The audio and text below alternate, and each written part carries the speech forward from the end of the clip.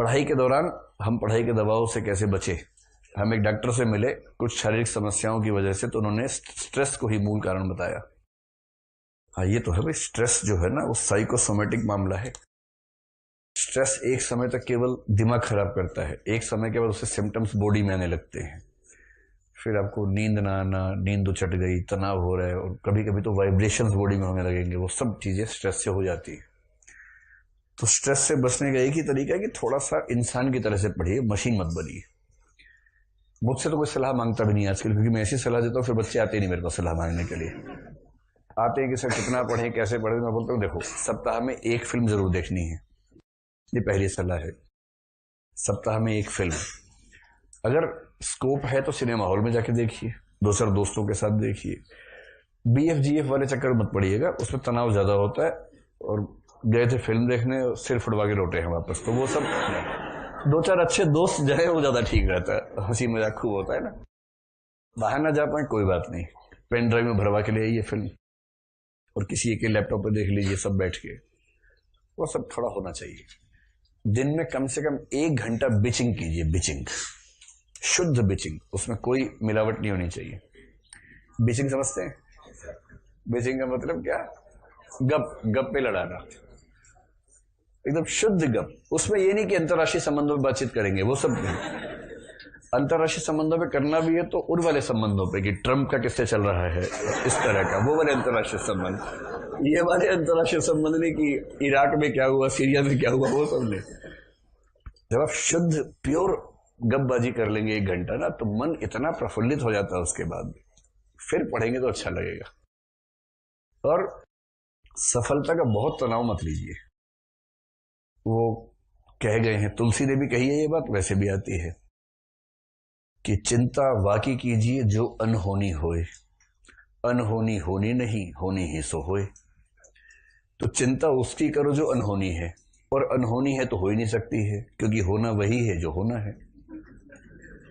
तो नियतिवाद के अपने फायदे भी है। ये इसको डिटर्मिनिज्म कहते हैं। नियतिवाद का मतलब सब कुछ पहले से तय है। इसका फायदा ये है कि आपको तनाव नहीं होता, कि पहले से तय है ही, तो फिर टेंशन किस बात की है। और मैं ये बात कई बार कहता हूँ, सीरियसली कहता हूँ, कि इस एग्जाम की तैयारी करने का केवल बोनस है कि आप IAS बन गए। ये सिर्फ बोनस है, शुद्ध बोनस है। इस एग्जाम की तैयारी करने के बाद आप जीवन में जहां भी जाएंगे, आप अभी जहां हैं उससे बहुत आगे प्लेस्ड होंगे। किसी भी फील्ड में चले जाइए।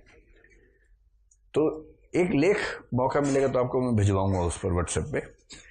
एक व्यक्ति ने पिछले साल एक लेख लिखा, 2 साल पहले की बात है, उसका सिलेक्शन नहीं हो पाया, तो कुछ लोगों ने उसका मजाक बनाया, तो उसने जवाब में एक लेख लिखा, कोरा पे है। कोरा अगर आप फॉलो करते होंगे ना, कोरा पे है वो लेख। और उसका भाव यही है कि इस एग्जाम की तैयारी की, IAS नहीं हुआ कोई बात नहीं, लेकिन उससे इतना कुछ हो गया कि मैं अपना जीवन ठीक तरीके से निकाल ही लूंगा।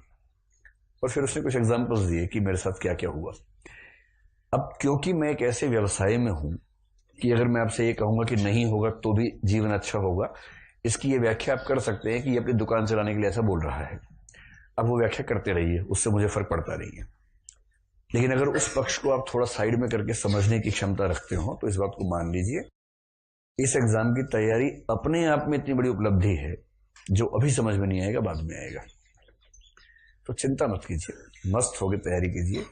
IAS है, PCS है, बहुत सारे एग्जाम्स है, जुट के काम करेंगे तो कुछ ना कुछ हो ही जाएगा बढ़िया, और शानदार जिंदगी होगी। ऐसा नहीं कि उसके बाद की जिंदगी इससे अच्छी होने वाली है, क्योंकि ये तो आपका बेस्ट फेज है इस समय।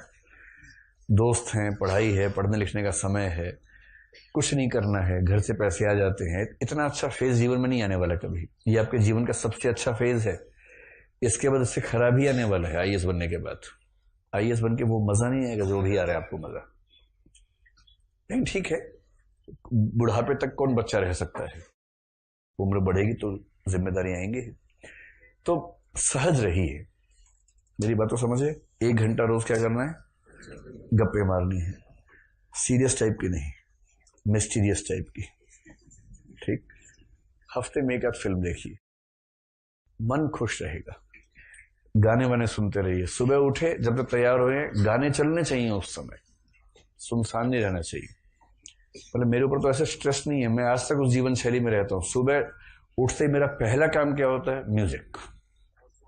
मैंने अपने फोन में है प्लेलिस्ट है बहुत सारी, मैंने फोन में बना रखी है, गाना.com पे, savan.com पे बना रखी है अपनी प्लेलिस्ट। तो उसमें एक प्लेलिस्ट का नाम है गजल्स, एक का नाम है भजन्स, एक का नाम है पार्टी, एक का नाम है जिम, इस तरह से। तो अगर एक्सर कौन सा हनी सिंह प्लेलिस्ट भी नहीं है, हनी सिंह के गाने बीच बीच में आते हैं, जैसे पार्टी वाली में आ जाते हैं। अब जैसे सुबह उठे मूड भक्ति टाइप का हो रहा है तो भजन चला दिए। वैसे मेरा मूड 100 में से 99 पर गजल टाइप का रहता है तो मैं गजल चला देता हूँ। अब चलती रहती है गजलें। तो उससे क्या होता है कि जो समय आपके उदास होने का समय हो सकता था, इसलिए ठीक हो गया क्योंकि आपके आसपास माहौल ठीक बना हुआ है। म्यूजिक आजकल जिस तरह से उपलब्ध है अपने फोन वोन पे, हमेशा ऑन रखिए। आजकल तो मैंने देखा जितने बच्चे सड़क पर चलते सब कान में लगा होता है, और जब चलते हैं तो लगता है कि रोबोट चल रहा है कोई।